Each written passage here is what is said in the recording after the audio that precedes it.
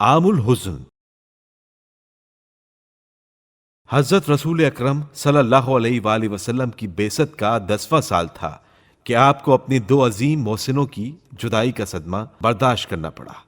یہ دونوں ہستیاں آپ کی مونس و غمخوار تھیں اور ان کا وجود حضور اکرم صلی اللہ علیہ وآلہ وسلم کے لیے پروردگار عالم کی طرف سے خصوصی انعام تھا، مگر قدرت کا ارادہ یہ تھا کہ اپنے حبیب کو ایک ہی سال میں ان دونوں ہستیوں کا غم برداشت کرنا پڑے، اور یوں یکے بعد دیگرے حضرت ابو طالب علیہ السلام جیسا دفاع کرنے والا چچا اور حضرت ختیجہ سلام اللہ علیہا جیسی غم گسار زوجہ دار فانی سے کوچ کر گئے۔ یہ غم اللہ کے رسول کے لیے اتنا المناک تھا کہ آپ صلی اللہ علیہ وآلہ وسلم نے اس سال کو عام الحزن کا نام دیا۔ وفات حضرت ابو طالب علیہ السلام۔ 26 رجب المرجب کا دن اور اعلان رسالت کا 10واں سال تھا کہ حضرت صلی اللہ علیہ وآلہ وسلم کی شفیق چچا حضرت ابو طالب علیہ السلام کا انتقال ہو گیا۔ ان کی وفات سے حضرت رسول خدا صلی اللہ علیہ وآلہ وسلم کو ناقابل برداشت صدمہ پہنچا۔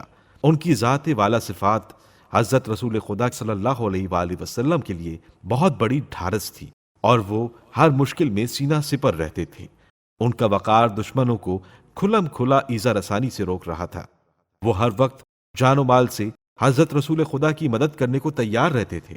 چچا تھے مگر ہمیشہ باپ کی سی شفقت دکھائی۔ بس جب حضرت ابو طالب علیہ السلام کی حیات کا آخری وقت قریب آیا تو پدر بزرگوار حضرت عبد المطلب علیہ السلام نے جس امانت کو آپ کے حوالے کیا تھا اور جسے آپ نے اپنی ساری زندگی تنا اٹھایا تھا، اب چاہتے تھے کہ اسے سارے خاندان والے مل کر اٹھائیں۔ لہٰذا اپنی زندگی کے آخری لمحات میں اپنی روب دار آواز میں قریش کے حاضرین سے خطاب کیا اور اپنی قوم کو یہ وصیت کی۔ حضرت ابو طالب علیہ السلام کی وصیت: اے گروہ قریش، تم اللہ کے برگزیدہ بندے ہو، تم عرب کی جان ہو، تم میں قابل اطاعت سردار اور مارکوں میں فتح حاصل کرنے والے شجاع موجود ہیں۔ یاد رکھو، عرب کی کوئی ایسی فضیلت نہیں جو تمہارے پاس نہ ہو، تم سب سے افضل اور سب تمہارے محتاج ہیں۔ لوگوں نے تم سے متفقہ طور پر جنگ کا ارادہ کر لیا ہے، لہٰذا تمہارا فریضہ ہے کہ خانہ کعبہ کی تعظیم کرو، اسی میں اللہ کی مرضی اور تمہاری معیشت میں وسعت اور ثابت قدمی پوشیدہ ہے۔ صلہ رحم کرو اور قطع تعلق نہ کرو، کیونکہ صلہ رحمی سے عدد میں ترقی اور زندگی میں اضافہ ہوتا ہے۔ ظلم و نافرمانی کو ترک کرو، اس سے قومیں ہلاک ہو چکی۔ سائل کا سوال رد نہ کرو اور طلب کرنے والے کی طلب کو پورا کرو، اسی میں حیات اور ممات کا شرف ہے۔ ہمیشہ سچ بولو، امانت داری سے کام لو، اسی میں خصوصی محبت اور عمومی کرامت ہے۔ دیکھو، میں تمہیں محمد کے ساتھ نیکی کی وصیت کرتا ہوں۔ یہ قریش میں امین اور عرب میں صدیق ہیں۔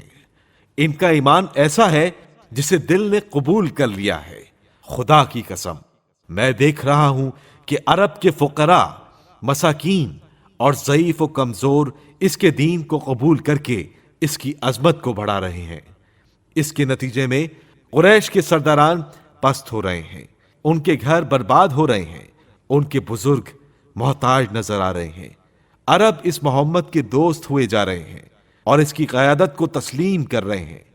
اے قریش، یہ تمہارے خاندان کا فرد ہے، اس کا ساتھ دو، اس کی اطاعت کرو۔ خدا کی قسم، اس کا مطیع، رشید اور اس کا تابع نیک بخت ہے۔ اگر اب بھی میری حیات میں کچھ اضافہ ہو جاتا تو میں اس کی طرف سے تمام مشکلات و مصائب کا مقابلہ کرتا۔